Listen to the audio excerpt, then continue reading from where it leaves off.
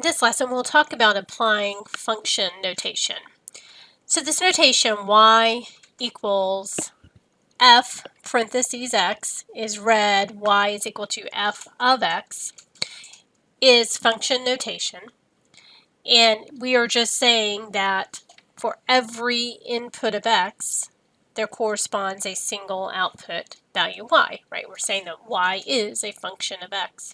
Again, x is the input value, y is the output value, and that correspondence is written as the ordered pair x comma y.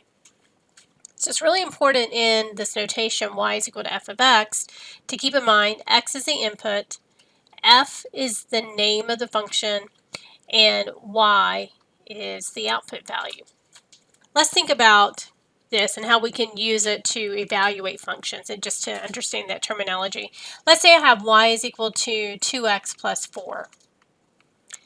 And I want to evaluate this expression when x is 0. Well, to do that, I would say then y is equal to 2 times 0 plus 4, right? If I want to find the y value when x is 0, I plug in 0 for x and solve to get y is equal to 0 plus 4, or 4. So another notation that we can use to denote that is to say find, well, first of all, let's say that we would let f of x equal 2x plus 4. So in place of y, we can write this notation f of x because we're saying that y is a function of x. And then if we want to evaluate when x is 0, we can simply say find f of 0, which just means to replace x with 0 and solve for y. So we would get, again, that f of 0 is 4, but f of 0 equaling 4 corresponds to this ordered pair 0, 4. Function notation is a way that we can evaluate functions, we can name functions, and this terminology was introduced back in the 1600s and 1700s, so it's been around for a long time. But let's see how we can apply it to a few examples. I want to find f of negative 3, given that f of x is equal to 3x squared minus 2x plus 5. So again, remember this terminology, f of x is just another name for y. Right? We're just saying y is equal to 3x squared minus 2x plus 5.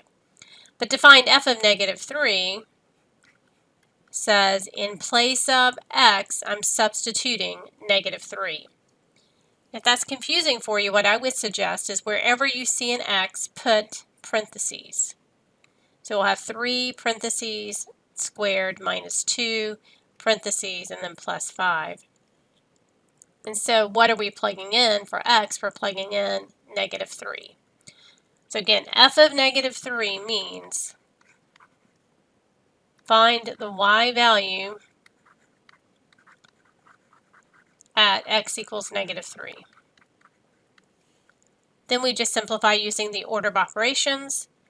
Square first to get 3 times 9. Negative 2 times negative 3 is plus 6 plus 5.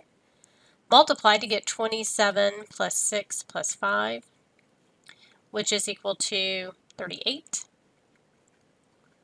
So if we were graphing this function, which we'll talk about later, this ordered pair negative 3, 38 would be on the graph of that function. But we just say that the function value is 38. So f of negative 3 says what is the y value?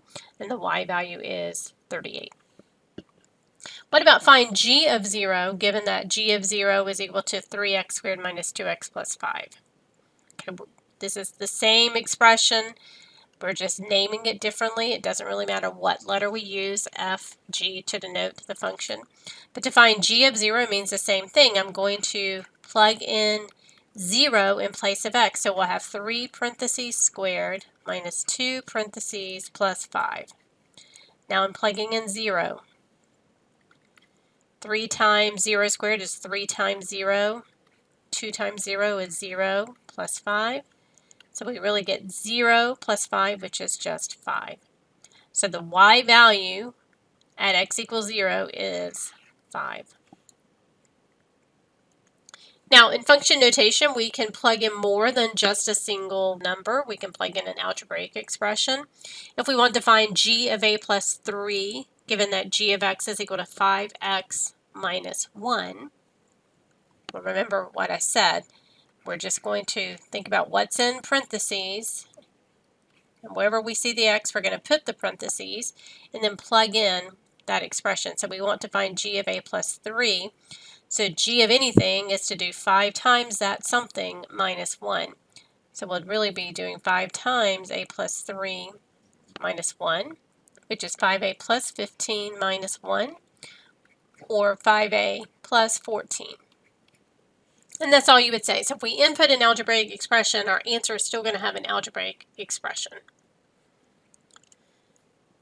Find g of a plus 3 given that g of x is equal to x squared minus 5x plus 2. So this time our function is g of something. Says to do that something squared minus 5 times this something plus 2. So what are we finding g of? Well, that's a plus 3. So in the parentheses, I'm going to put the a plus 3, which means that we're simplifying a plus 3 quantity squared minus 5 times a plus 3 plus 2. And then just be careful with operations. To square a binomial, you will get a trinomial. If you need to, remember to write that as a plus 3 times a plus 3 and multiply that out. It will be a squared. Remember the outer and inner, that 3a plus 3a is 6a, plus 9. Then minus 5a minus 15 after we distribute, plus 2. Simplifying by combining like terms, we get a squared. 6a minus 5a will be plus a. And then 9 minus 15 is negative 6. Plus 2 would be negative 4.